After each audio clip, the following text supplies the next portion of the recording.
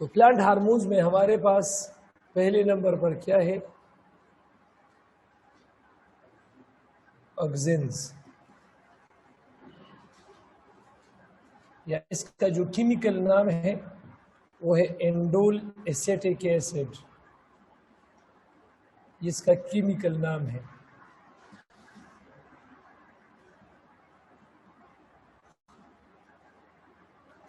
एंडोल acetic acid IAA से हम इसको डिनोट करते हैं।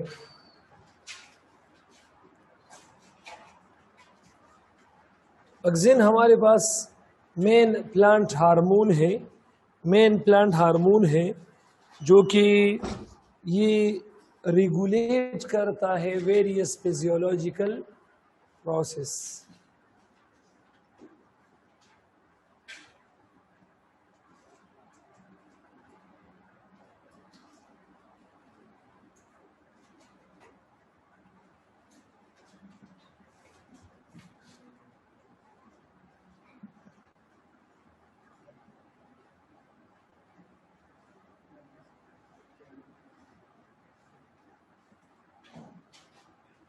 Control and regulate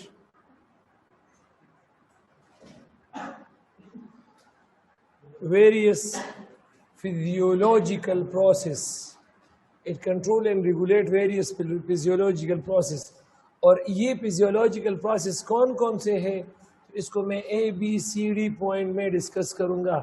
पहला पॉइंट ये है कि ये differentiation of xylem and phloem, xylem और फ्लूयम को ये मतलब एक दूसरे से जुदा करता है। ये हमारे पास क्या चीज है?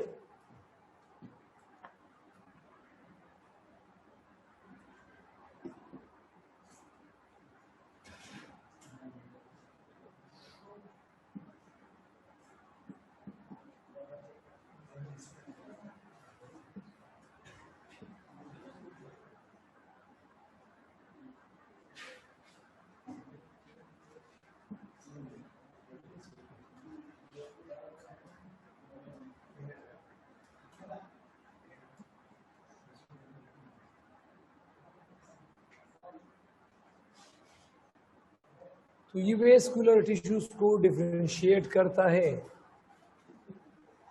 इसके बाद दूसरा टॉपिक है, दूसरा इसका फिजियोलॉजिकल प्रोसेस है कि ये हमारे पास स्टार्ट करता है start cell division in vascular cambium.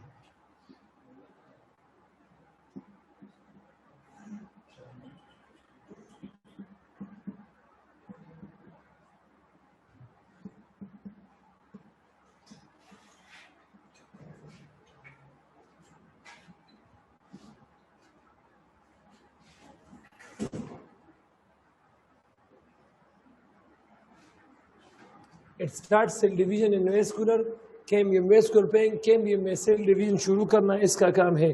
ये हमारे पास एपिकल डोमिनेंस को मेंटेन करता है।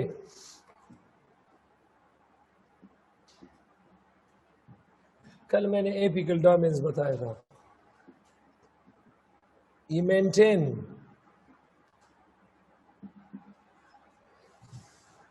एपिकल डोमिनेंस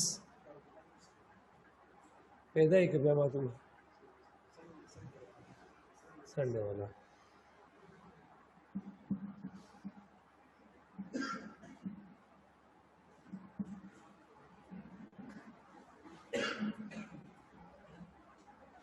मेंटेन करता है एपिकल डोमिनेंस। तो इसका मतलब ये है कि ग्रोथ ऑफ लेटरल बर्ड क्या होगा? शाबाश, इनहेबिट होगा। लेटरल बर्ड की जो ग्रोथ है वो हमारे पास क्या होगा? शाबाश, इनहेबिट होगा। और ये हमारे पास क्या चीज है? ये promote growth in stem.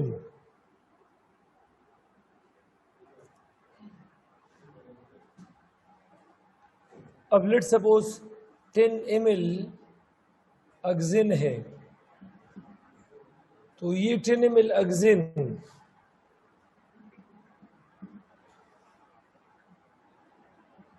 Promote करता है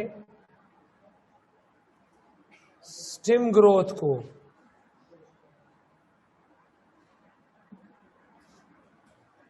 और अगर यही ऑक्सीजन हम आपने 10 ml ले लिया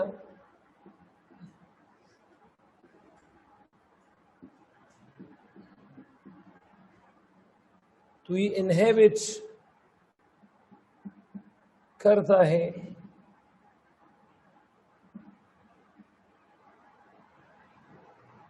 रूट ग्रोथ को।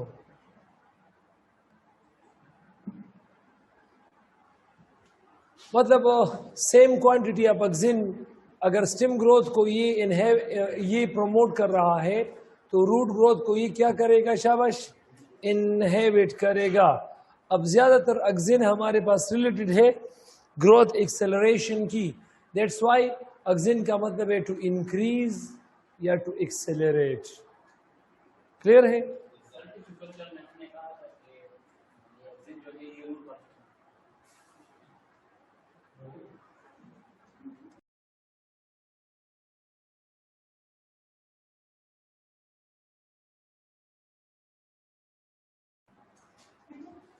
अच्छा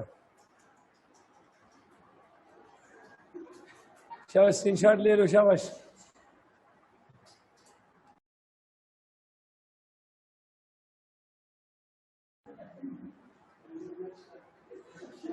रिश्वत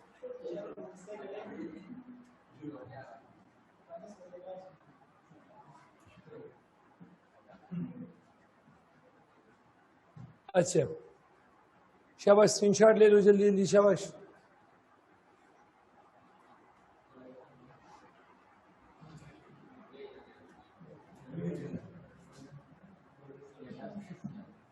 जी अमन। सर काइंडली कोलियोपटाइल का बता दें। जी सर ये लाइन लिखी हुई है ना कि it helps in the lengthening of the shoot and coleoptile. क्या चीज है? Sir coleoptile. मैं नहीं समझा क्या कह रही है। सर कोलियोपटाइल क्या चीज होती है? सीलोप्टाइल। हाँ हाँ हाँ सीलोप्टाइल ई ग्रास की टिप को कहते हैं। सही है, थैंक यू सर।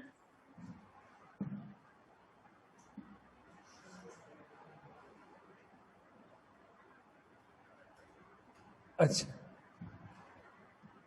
इसके बाद एक दूसरा हार्मोन है प्लांट का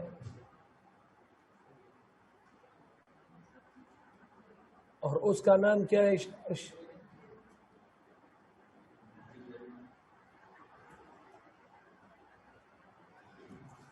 जिब्रिलिन्स। क्या चीज है शाबाश, क्या नाम है उसका?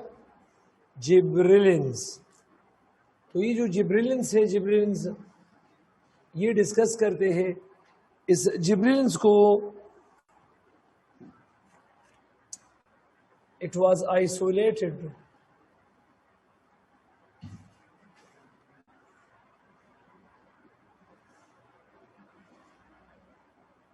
from parasitic fungus of rice।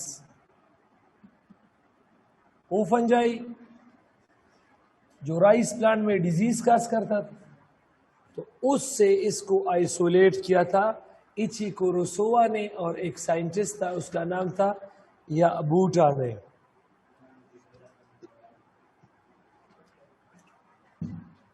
Applications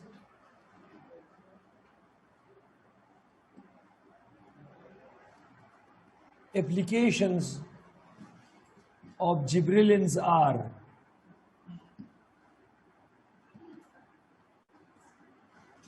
gibberellins की जो एप्लीकेशन है वो ये है।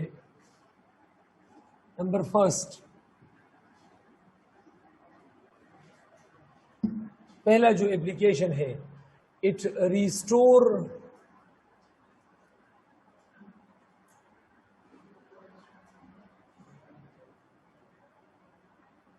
Growth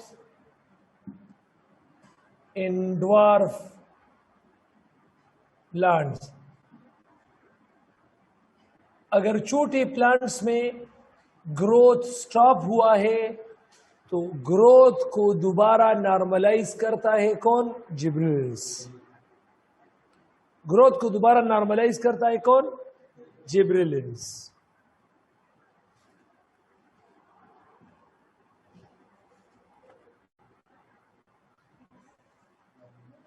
It causes bolting। Bolting का मतलब है वक्त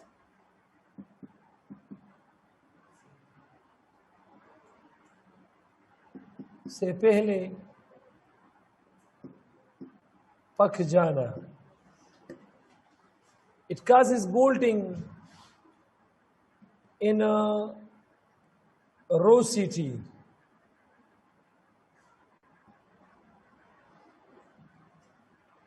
form of leaves। वो प्लांट्स जिसमें लीव्स गोल तरतीब में, गोल शक्ल में अरेंज है,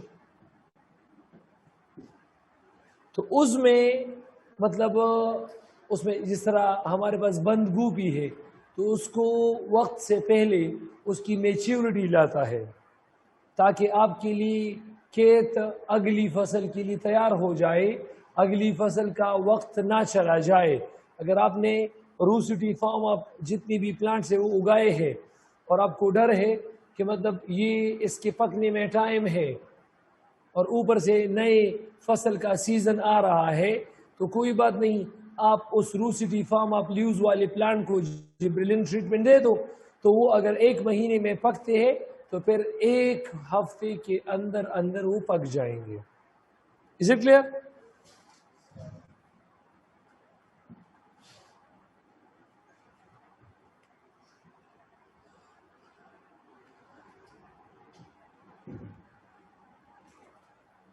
अच्छा, it causes seed germination in plants।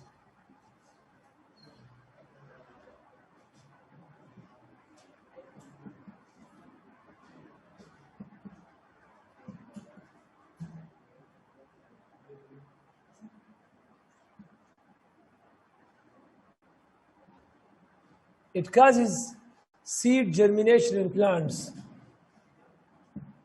Ji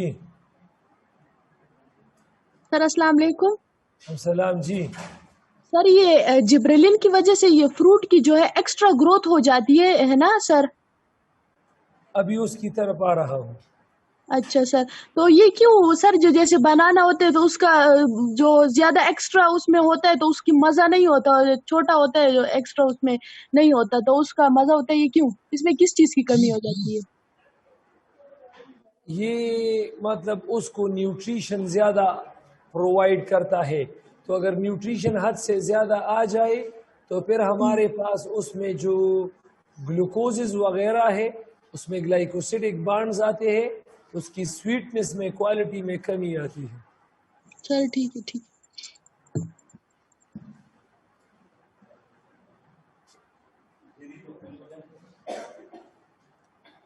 So given causes seed germination। जी ज़ैनब, ये भी आपने जो स्वीटनेस वाला पॉइंट बताया था वो जरा रिपीट कर देंगे प्लीज? कौन सी? ये अभी जो अभी क्वेश्चन किया था ना, अच्छा स्वीटनेस और ग्लाइकोसिडिक बॉन्ड्स का, वो वाला रिपीट कर अच्छा, अभी मैं उस पॉइंट को, इस पॉइंट के बाद उस पॉइंट को एक्सप्लेन कर रहा हूँ, ठीक है ज़ैनब? फिर मैं आपसे पूछूंगा, ठीक है, क्लियर हुआ है या नहीं?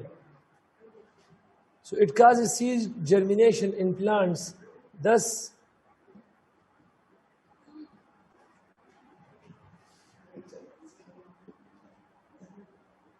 breaking seed dormancy। अगर सीड डॉर्मेंट है, डॉर्मेंट ग्रोथ स्टॉप है, डॉर्मेंसी स्टॉप्ड ग्रोथ को कहते हैं। अगर हमारे पास सीड है, सीड अगर डॉर्मेंट सीड है, डॉर्मेंट, डॉर्मेंट सीड वो होते हैं जिसके बहुत ज्यादा कम चांसेस होते हैं कि ये फसल उगाते हैं। तो अगर डॉर्मेंट सीड के साथ हम जिब्रेलिन वाटर ऐड करते हैं, ऐसी वाटर जिसमें हमने जिब्रेलिन पाउडर ऐड किया है, तो वो सीड हमारे पास फर्टाइल सीड बन जाते हैं। फर्टाइल का मतलब ये है कि वो ज्यादा ग्रोथ वाली सीड्स बन जाते हैं।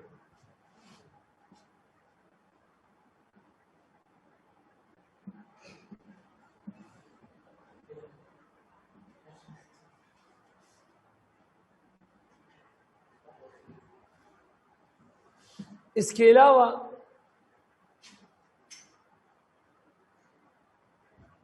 ये जो जिब्रेलिन है, तो इसका जो एक्सोजिनस एप्लीकेशन है जो हमें नजर आता है, causes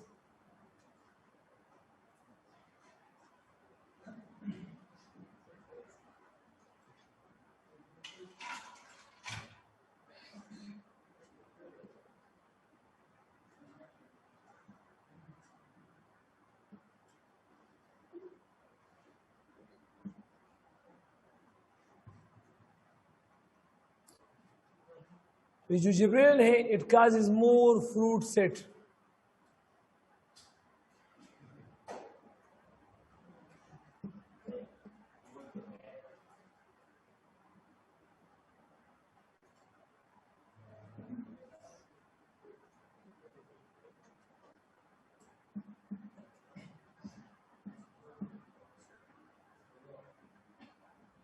it causes more fruit set. Banana को अगर ज्यादा जिब्रेलिन आप प्रोवाइड करोगे, ग्रेप्स को अगर आप ज्यादा जिब्रेलिन प्रोवाइड करोगे, एप्पल को अगर ज्यादा जिब्रेलिन प्रोवाइड करोगे, तो वो बड़ा बन जाएगा। अब बड़ा बनने में क्या करता है, ये जो जिब्रेलिन है, ये उस प्लांट, लेट्स सपोज मैंने एप्पल प्लांट को जिब्रेलिन ज्यादा प्रोवाइड किया, तो ये जिब्रेलिन एप्पल प्लांट को ज्यादा परमिएबल बनाता है for minerals, for ions, for water Uptake from the soil. तो जब वाटर, मिनरल्स और एलिमेंट ज्यादा लिए जाते हैं, तो उसमें हमारे पास रेट ऑफ फोटोसिंथेसिस ज्यादा होगा। रेट ऑफ फोटोसिंथेसिस ज्यादा होने से ग्लूकोज ज्यादा बनेगा। ग्लूकोज ज्यादा बनेगा तो जो एप्पल बड़ा होता है, जो बनाना बड़ा होता है, तो उसमें ज्यादा से ज्यादा माल्टोज बनेंगे। मोनोसेकेराइड्स के बजाय डाइसेकेराइड एक्युमुलेट होना शुरू हो जाएंगे।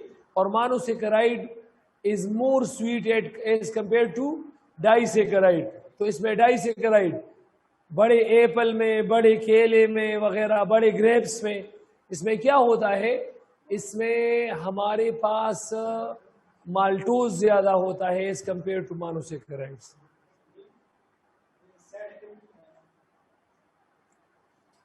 और इसका जो लास्ट ऑप्शन है, एंजियोस्पर्म में ही क्या काम करता है,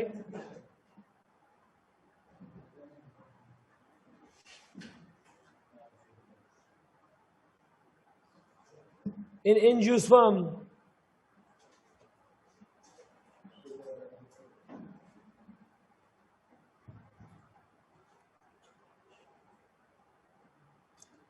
एंजियोस्पर्म में जो एम्ब्रियो है और जो एंडोस्पर्म है, तो ये मैंने उधर भी बताया था।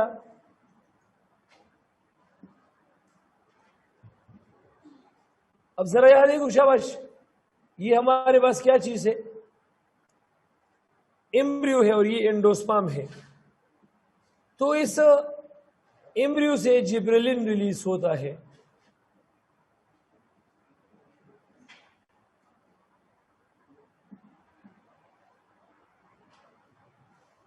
और जिब्रेलिन एंडोस्पर्म में एलोरिन प्रोटीन से बनाता है अल्फा अमाइलेज।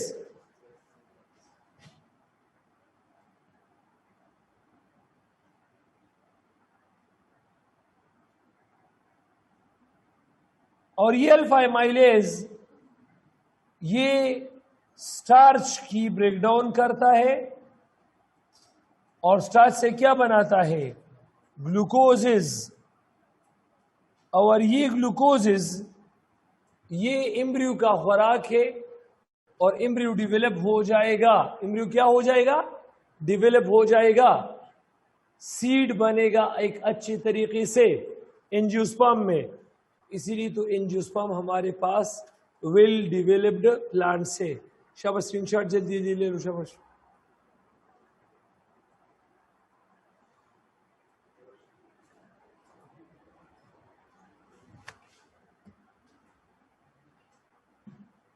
जी ज़ैनब,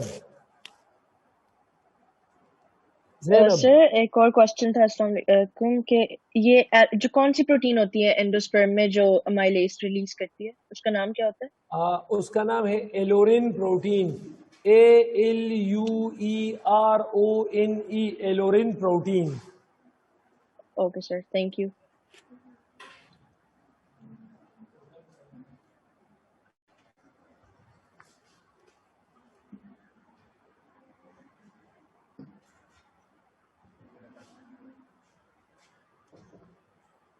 अच्छा,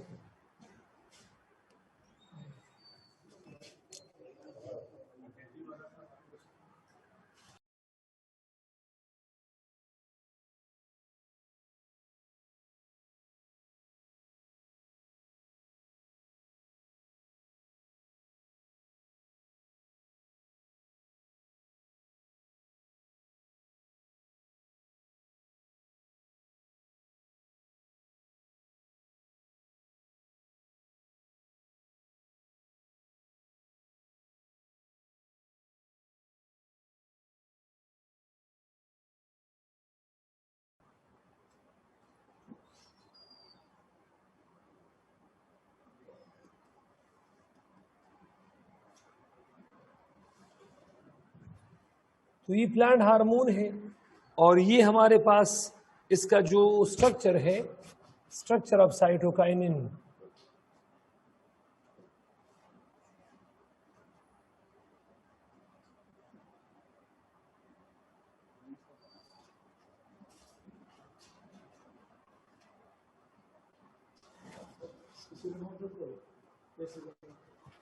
ऐसे remote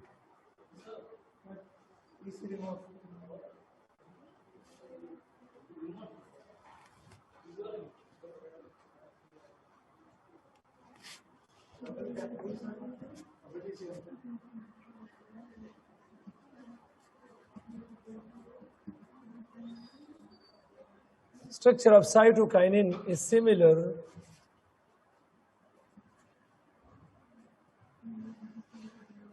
to that of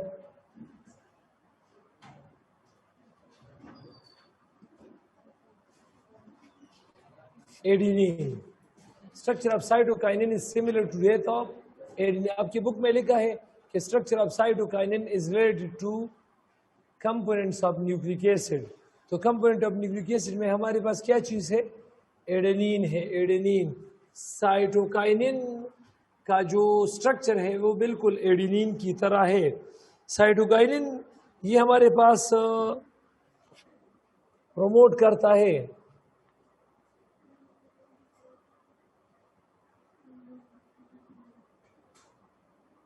cell division,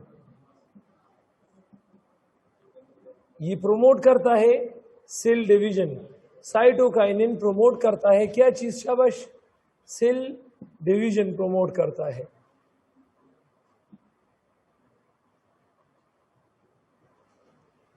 इसके बाद क्या चीज है? शाबाश। और जो हमारे पास कल्चर्स में, in tissue culture, it promotes bud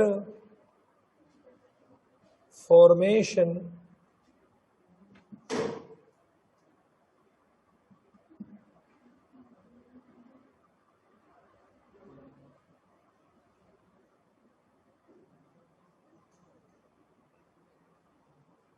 it promotes bud formation in tissue culturing.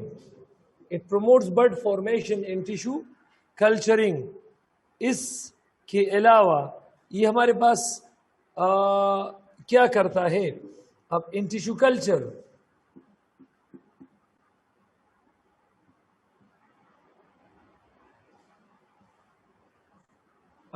Culture में दो बातें हैं, दो बातें।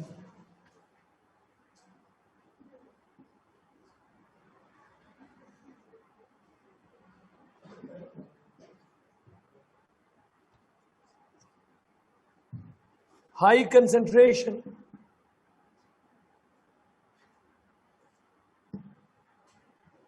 ऑपक्सिन,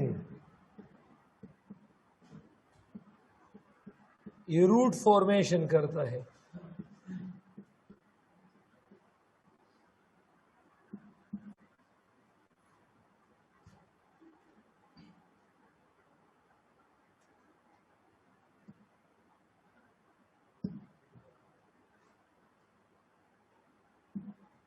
और इसी कल्चर में जो हमारे पास हाई कंसंट्रेशन ऑफ साइटोकाइनिन है,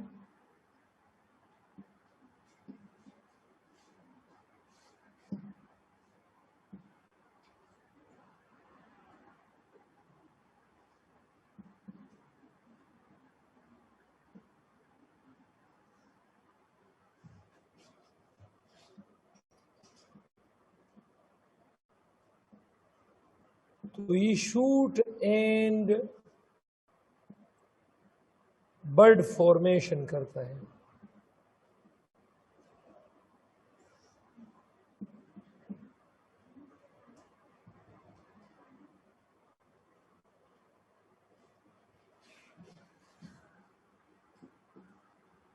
तो ये बहुत ज्यादा इंपॉर्टेंट है एमसीक्यूज पॉइंट ऑफ व्यू से। और जो छोटे प्लांट्स है, स्मॉल क्रीपर प्लांट्स,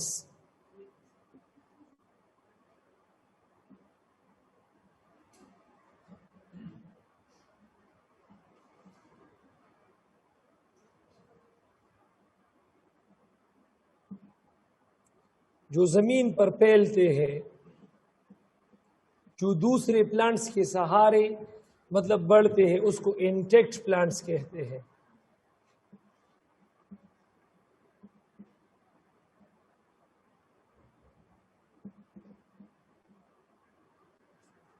अब इंटेक्ट प्लांट में क्या होता है? इंटेक्ट प्लांट में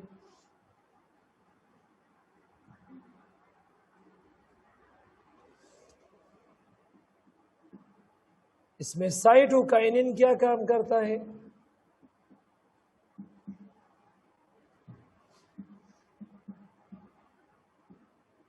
ये प्रोमोट करता है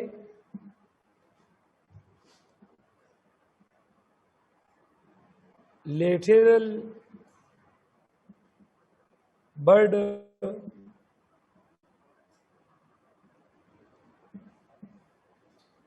फॉर्मेशन।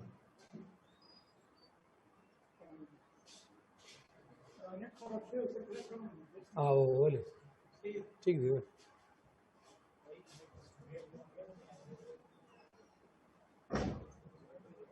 और जो अक्सिन्स है, अक्सिन्स, तो ये इनहेबिट करता है, इसका अपोजिट काम करता है।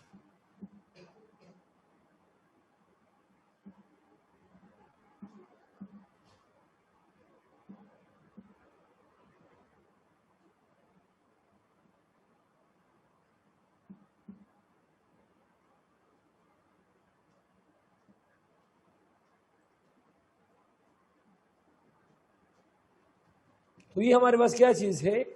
ये साइटोकाइनिन है। साइटोकाइनिन प्रोटीन फॉर्मेशन भी करता है,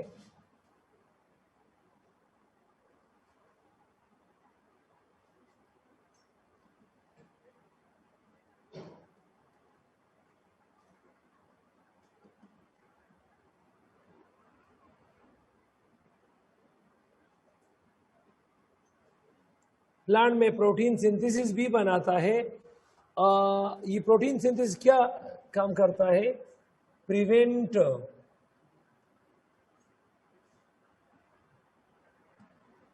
ग्रोइंग old in leaves. इसको सिंसेंस कहते हैं. ल्यूज बूढ़ा होने से बचाते हैं, बूढ़े होने से बचाते हैं.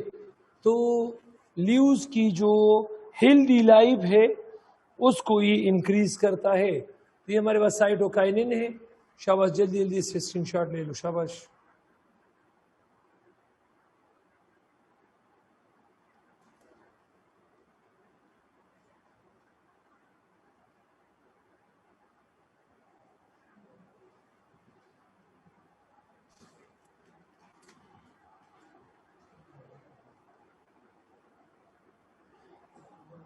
नाम है एब्सिसिक एसिड.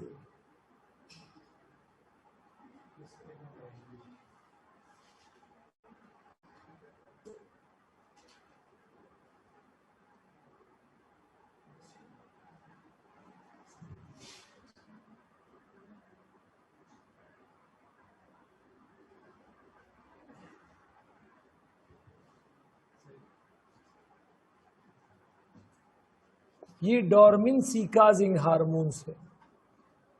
मैंने अभी अभी बताया डोर्मेंसी ग्रोथ स्टॉपिंग को कहते हैं. डोर्मेंसी causing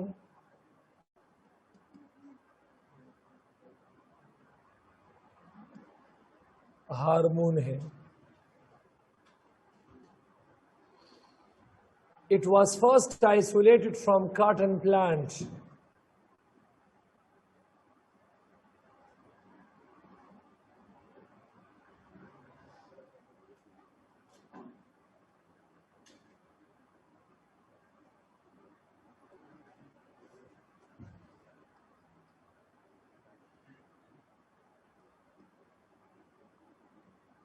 It was first isolated from cotton plant. इसको cotton plant से हासिल किया गया था. And was named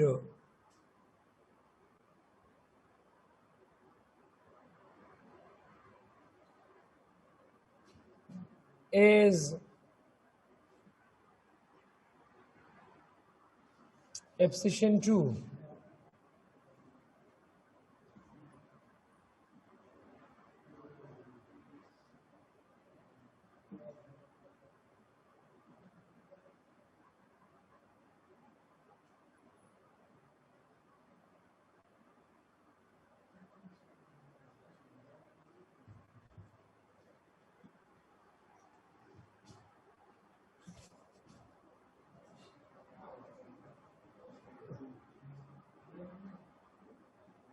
As dormancy hormone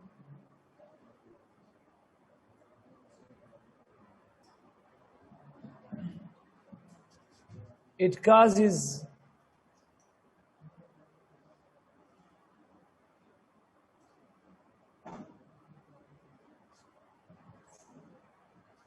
seed dormancy विकास करता है.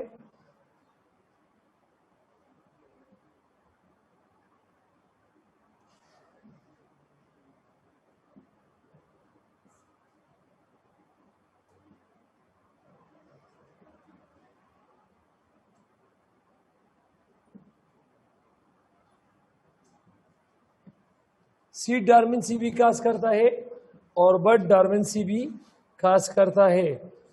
एंड दीज आर कॉल्ड, इसको कहते हैं स्ट्रेस हार्मोन कहते हैं.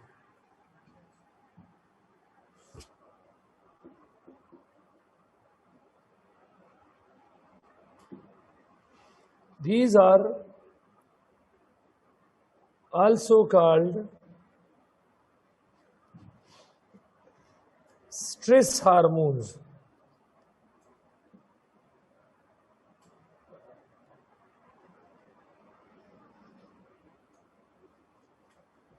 स्ट्रेस हार्मोन का मतलब ये है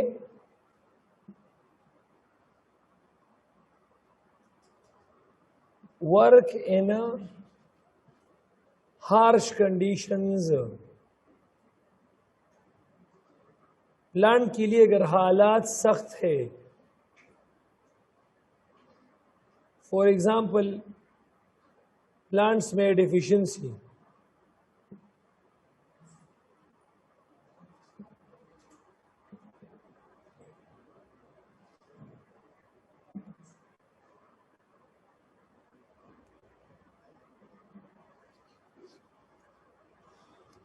प्लांट्स में क्या है शाबाश, डेफिशिएंसी ऑफ वाटर अगर है वगैरह वगैरह, तो ये क्या काम करता है, ये स्टोमेटा को क्लोज करता है।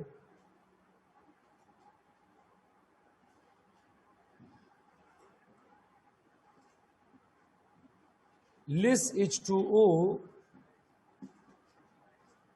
available to plants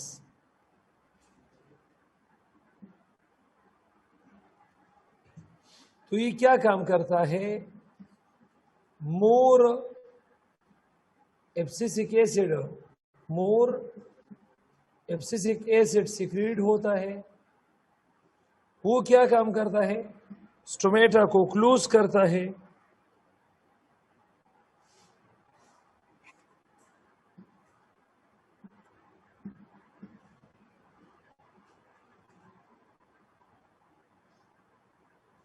close stomata, ये स्टोमेटा को क्या करता है,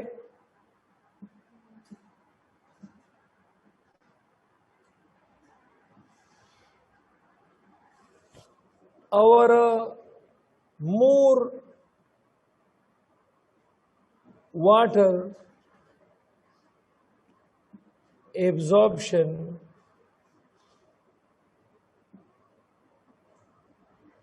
by roots,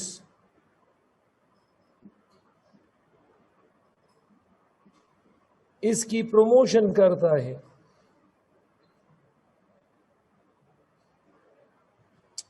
तो ये हमारे पास, इसीलिए अगर आप किसी टूर वगैरह पर जा रहे हैं, गर्मी का मौसम है, आप जाते हैं 7-8 दिन घर में नहीं होते, आपको फिक्र नहीं होता कि घर को ताला लगा हुआ है, प्लांट्स को पानी कौन देगा, ऊपर से बारिश वगैरह भी नहीं हो रहा, तो क्या होगा, अब ये प्लांट, गर्मी का मौसम है, आप घर में नहीं है, तो इस प्लांट में पानी की जब कमी आती है तो उसमें मोर एब्सिसिक एसिड सिक्रीट होते हैं, जो कि रूट को परमिएबल करता है कि जमीन से ज्यादा पानी को एब्जॉर्ब करो, और स्टोमेटा को क्लोज करता है ताकि ट्रांसपायरेशन ना हो।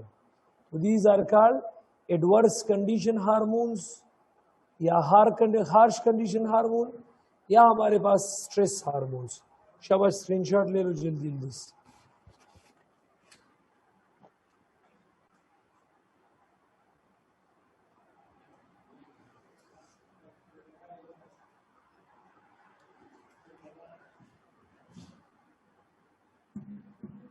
जी कशफ। अस्सलाम वालेकुम सर। सलाम जी। सर ये जो एब्सिसिक एसिड है सर, इसका फंक्शन एंटागोनिस्टिक होगा टू ऑक्सिन? यस, नहीं, ऑपोजिट टू ऑक्सिन। यस, क्योंकि वो ग्रोथ प्रमोट करता है और ये स्टॉप करता है। क्लियर?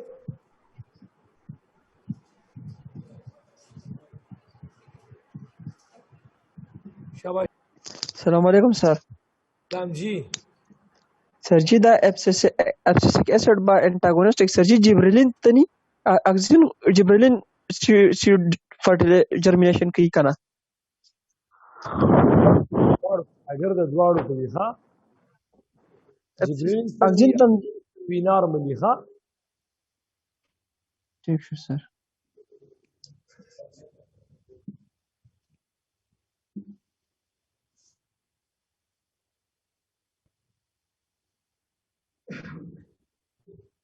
एक लास्ट हार्मोन है और उसका नाम क्या है, इथाइलिन।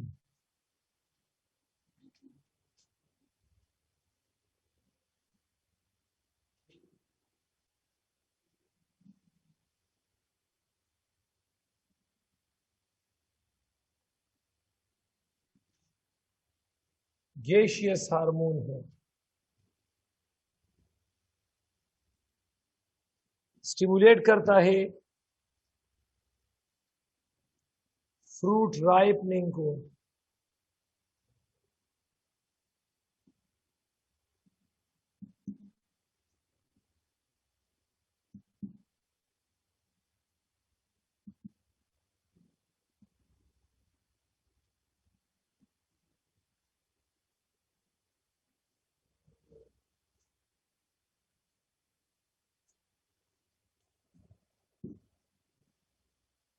causes induction, ये इंड्यूस करता है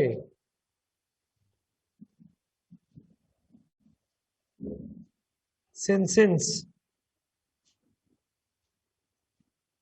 सेनिसेंस का मतलब है growing old.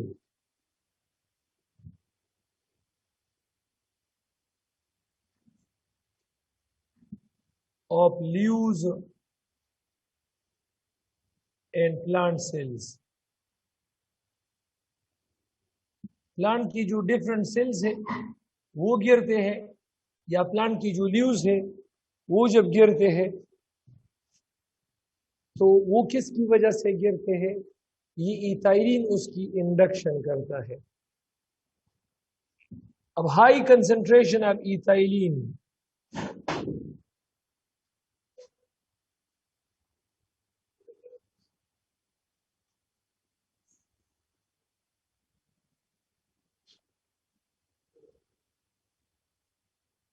High concentration of ethylene ये क्या काम करता है? दो बड़े बड़े काम करता है।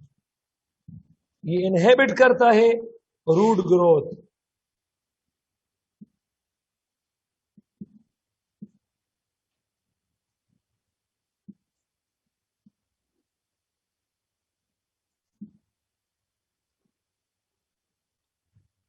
और ये इनहेबिट करता है डेवलपमेंट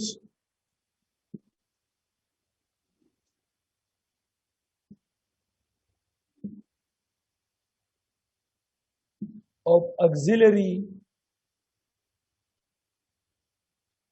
बर्ड्स। ऑक्सिलरी बर्ड्स की ये क्या काम करता है? डेवलपमेंट को स्टॉप कर लेता है।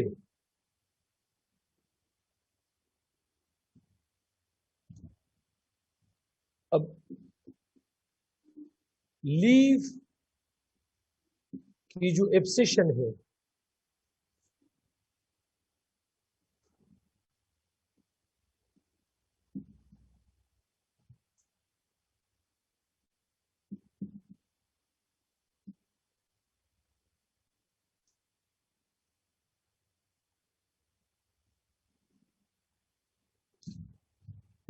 ये कब शुरू हो जाता है? सिट्स ऑन व्हेन हमारे पास जब डिक्रीज ऑक्सिन होगा,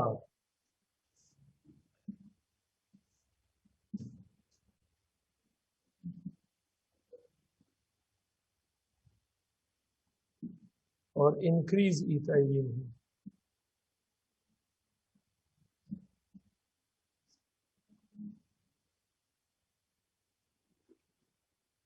तो ये हमारे पास क्या चीज है? ये क्लियर है, तो आई एम श्योर कि ये क्लियर होगी।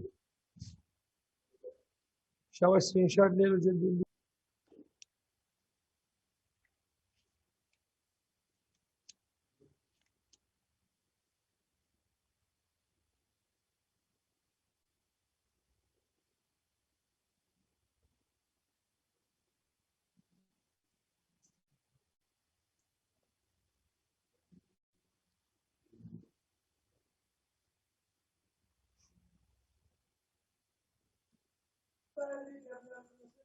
सर आज अब सेकंड ईयर की क्लास लेंगे?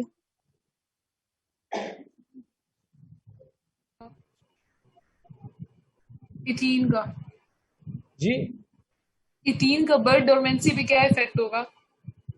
इस तरह से हमने पढ़ा है ना कि yes sir, ethylene ethylene but dormancy नहीं करता, ऑक्सिलरी बट डोरमेंसी करता है।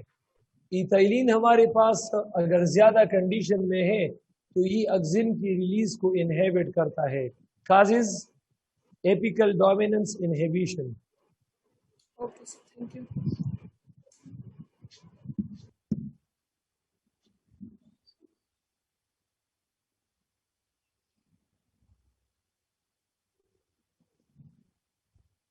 फोटोपीरियड किसे कहते हैं?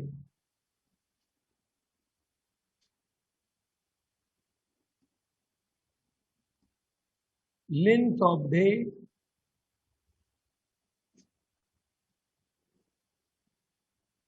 over length of night.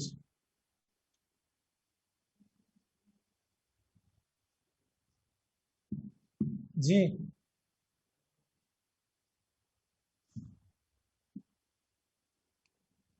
length of day and length of night, इसका क्या होता है जी?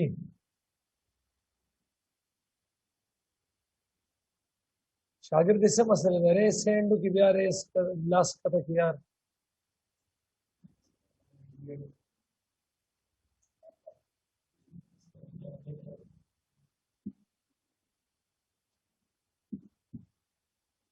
length of day or length of night,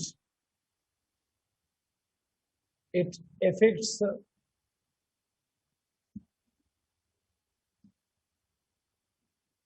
the plant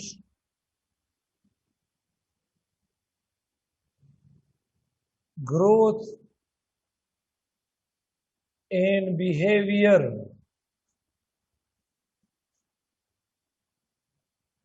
ये प्लांट की ग्रोथ और बिहेवियर को बहुत ज्यादा इफेक्ट करता है and this is known as photo period.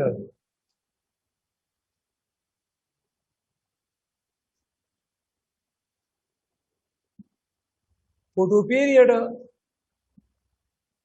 Light की उस लेंथ को कहते हैं, लाइट की उस रेंज को कहते हैं जो प्लांट की ग्रोथ को इफेक्ट करे, जो प्लांट की ग्रोथ को इफेक्ट करे, प्लांट की बिहेवियर में कमी ज्यादती लाए, तो ये हमारे पास क्या चीज कहलाता है? Photo period. और फोटो पीरियड का जो प्रोसेस है इसको फोटो पीरियोडिज्म कहते हैं.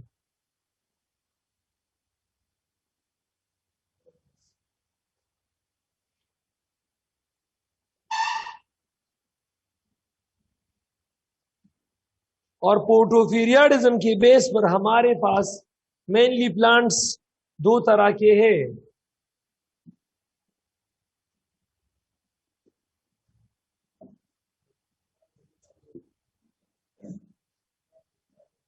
एक है शॉर्ट डे प्लांट्स और दूसरा क्या है शाबाश?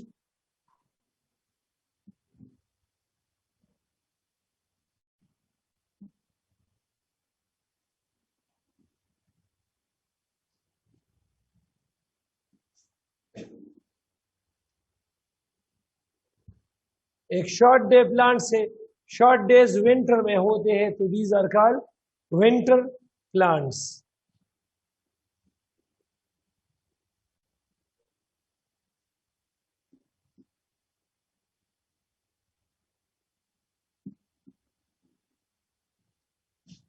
लॉन्ग डेज समर में होते हैं so these are called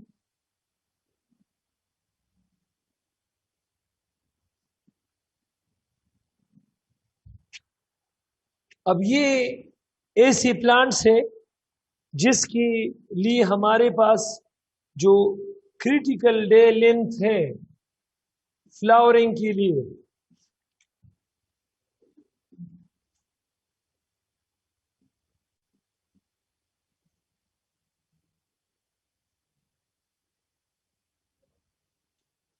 for flowering के लिए इसकी जो क्रिटिकल वैल्यू है, क्रिटिकल डे लेंथ वैल्यू है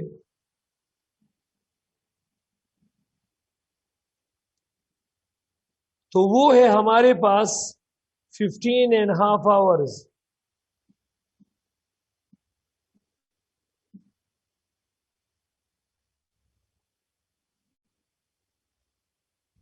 तो अगर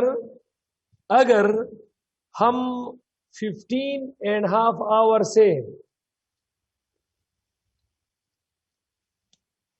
कम टेम्परेचर प्रोवाइड कर ले,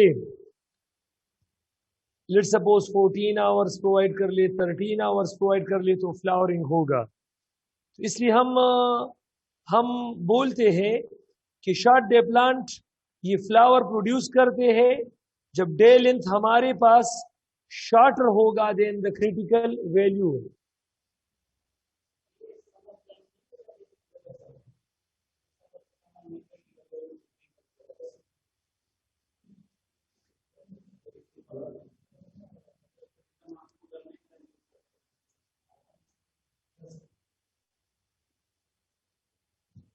It produces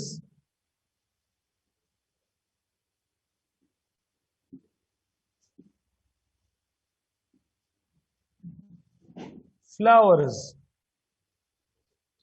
when day length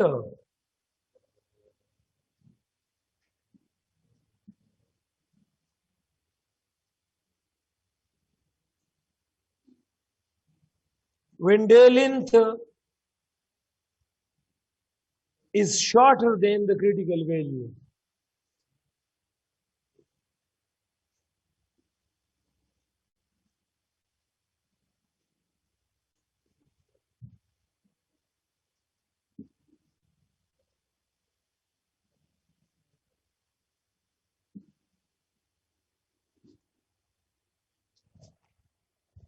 जब हमारे इसका क्रिटिकल वैल्यू क्या है? क्रिटिकल वैल्यू, इसका क्रिटिकल वैल्यू है 15 घंटे। 15 घंटे या 15.5 घंटे से अगर हम कम लाइट प्रोवाइड कर दे, अगर मैंने कम लाइट प्रोवाइड कर दिया तो ये फ्लावर देगा। अगर मैंने कम लाइट प्रोवाइड कर दिया, 15 घंटे है, अगर मैंने 8 hours, 10 hour, 11 hour, 12 hour, 13 hour, 14 hour light provide किया तो ये मुझे फ्लावर देता है। लेकिन 15 घंटे से अगर मैंने ज्यादा लाइट प्रोवाइड किया तो ये फ्लावर नहीं देते।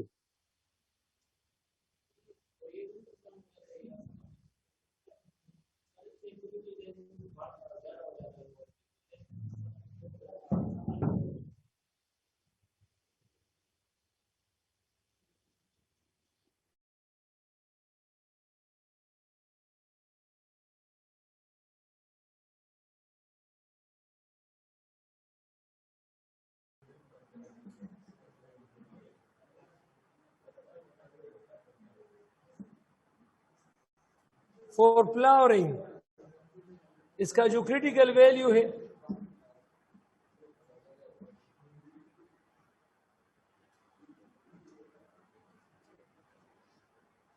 इसका क्रिटिकल वैल्यू है हमारे पास 11 आवर्स।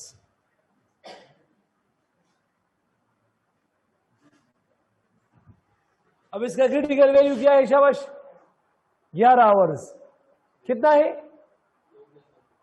अगर मैं 11 आवर से ज्यादा टेम्परेचर प्रोवाइड करूंगा, लाइट प्रोवाइड करूंगा, तो हमारे पास फ्लावर्स होता है 11 घंटे के बजाय अगर मैं 12 घंटे, अगर मैं 15 घंटे लाइट प्रोवाइड कर दो तो फ्लावर मुझे देगा। लेकिन अगर 11 घंटे से मैंने कम लाइट प्रोवाइड किया तो फिर फ्लावर नहीं होगा।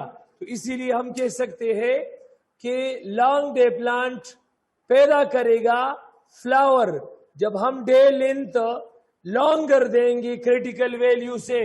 क्रिटिकल वैल्यू से अगर डे लेंथ हम लॉन्गर देंगे,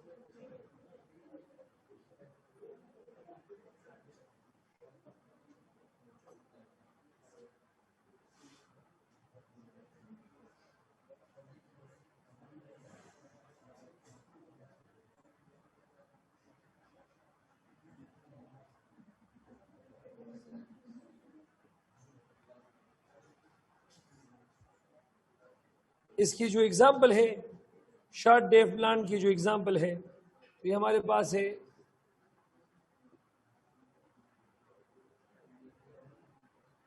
टोबैको है, सोयाबीन है, क्राइसेंथेमम है, दलिया है, और लॉन्ग डे प्लांट्स, इसकी एग्जांपल है स्पाइनेच।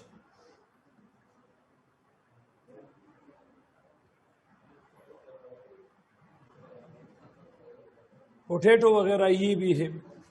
ऐसे भी प्लांट्स है जो डे लेंथ पे उसका कोई इफेक्ट वगैरह नहीं होता, तो उसको डे न्यूट्रल प्लांट्स कहते हैं। फोटो पीरियड पे वो ज़्यादा इफेक्ट नहीं होते, क्रिटिकल वैल्यू उसके लिए फिक्स नहीं होता। क्रिटिकल वैल्यू कम ज़्यादा अगर आप दे दो तो उसमें फ्लावरिंग इफेक्ट नहीं होते, उसको हम क्या कहते हैं? डे न्यूट्रल प्लांट्स कहते हैं, डे न्यूट्रल प्लांट्स। और इसके बाद है एक टॉपिक है फाइटोक्रोम। फाइटो का मतलब क्या है? प्लांट। फाइटो का मतलब क्या है? प्लांट। क्रोमा का मतलब क्या है? कलर। तो फाइटोक्रोम एक ऐसा केमिकल है, एक ऐसा पिगमेंट है जो प्लांट को क्या करता है? कलर देता है। फाइटोक्रोम की दो शक्लें हैं, PR फाइटोक्रोम रेड और PFR फाइटोक्रोम फार रेड। ये जो फाइटोक्रोम रेड है ये 660 नैनोमीटर लाइट को एब्जॉर्ब करता है, और जो फाइटोक्रोम फार रेड है ये 730 नैनोमीटर लाइट को एब्जॉर्ब कर लेता है।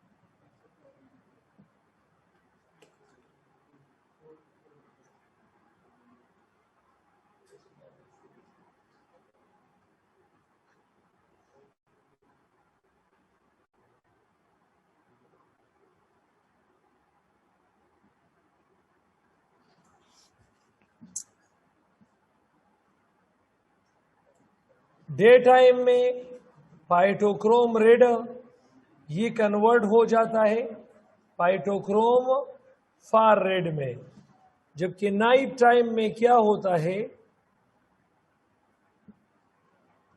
इसमें ये जो फाइटोक्रोम फार रेड है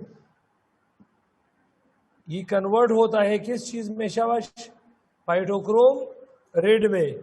ये इंटर कन्वर्टेबल है, inter convertible.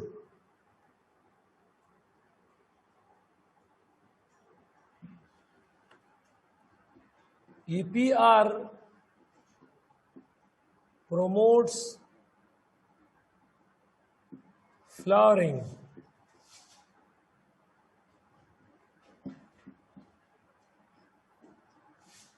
in short day plants।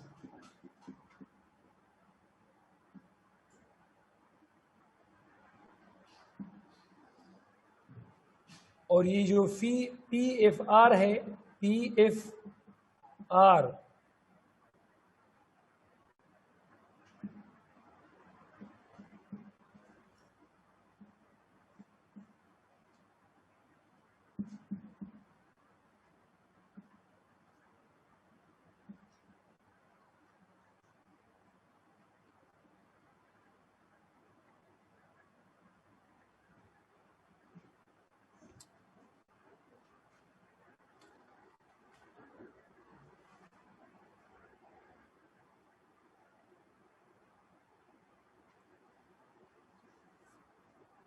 और इसके बाद वर्नलाइजेशन है। वर्नलाइजेशन का मतलब है समर वेराइटीज को विंटर में उगाना, विंटर वेराइटीज को समर में उगाना, समर प्लांट्स को विंटर प्लांट्स में उगाना, विंटर प्लांट्स को समर प्लांट्स में उगाना। इस टेक्निक को वर्नलाइजेशन कहते हैं। वर्नलाइजेशन लाइसिनको ने 1928 में डिस्कवर किया था।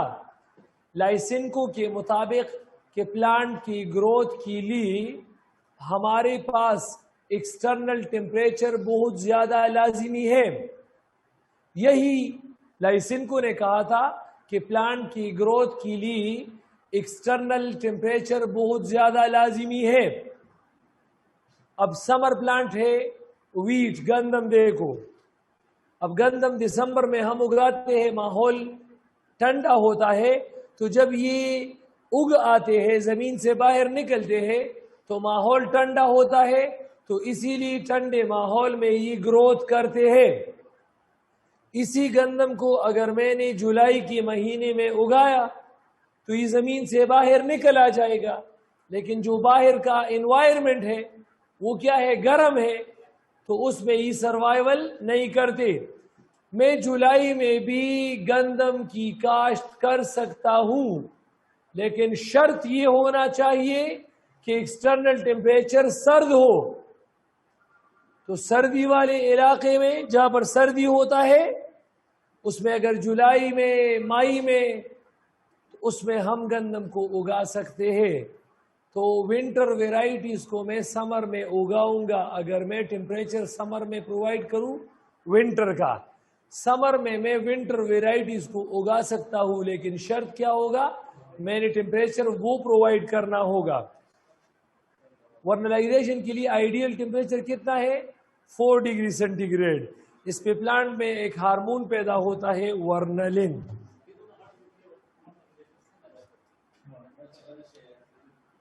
अच्छा 5 मिनट बाद, अच्छा B4 G5 वाले कल से आप लोगों का सेकेंड ईयर क्लास भी होगा, ठीक है। और B9 G9 और ETO1 और 2 वाले आपका अभी डेवलपमेंट इन एजिंग क्लास है मेरे साथ, ठीक है जी। अस्सलाम वालेकुम सर। जी वालेकुम सलाम। सर मुझे रिप्रोडक्टिव आइसोलेशन समझाते हैं थोड़ा शॉर्ट। अभी तो क्लास का टाइम है और फिजिकल स्टूडेंट सही है, वेट सही। करें, वो मैं भेज दूंगा, ठीक है। सही है। अच्छा। जी रुमाइसा, सलाम जी।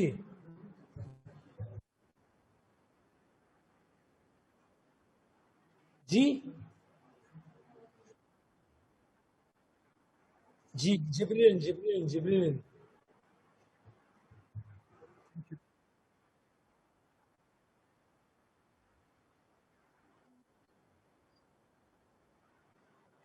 टिश्यू कल्चर की मुंग हार्मोन मुश्तरका वर्को का नजान जान लखनो वर्को का क्लियर है। यस इफेक्ट की हाँ जी। ज़ैनब जी सर, ये वर्नलिन का फिर से समझा दें। वर्नलिन या वर्नलाइजेशन, ये हमारे पास ये है कि अगर आप विंटर वेराइटीज़ को समर में उगाना चाहते हैं तो समर में आपने उस वेराइटीज़ के लिए, उस क्रॉप्स के लिए विंटर जैसी माहौल को प्रोवाइड करना होगा।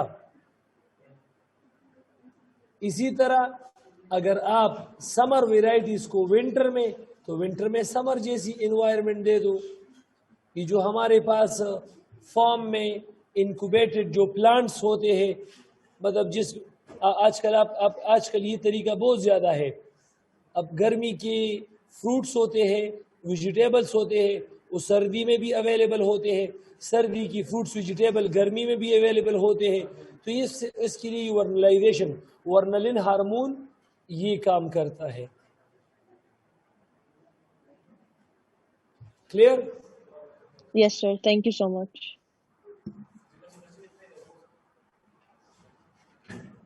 अस्सलाम वालेकुम सर।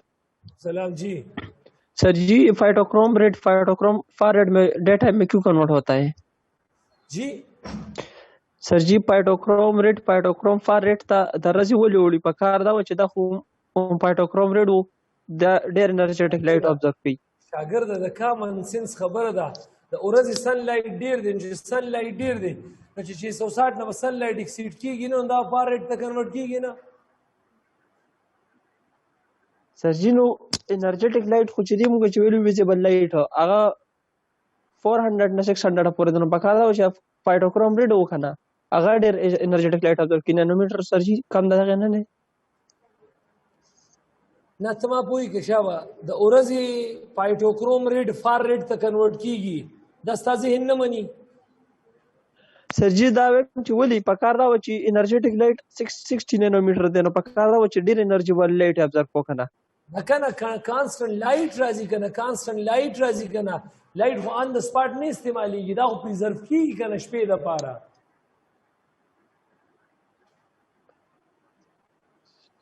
سرجی پیره شوم ته ایکسپلین کړه راځه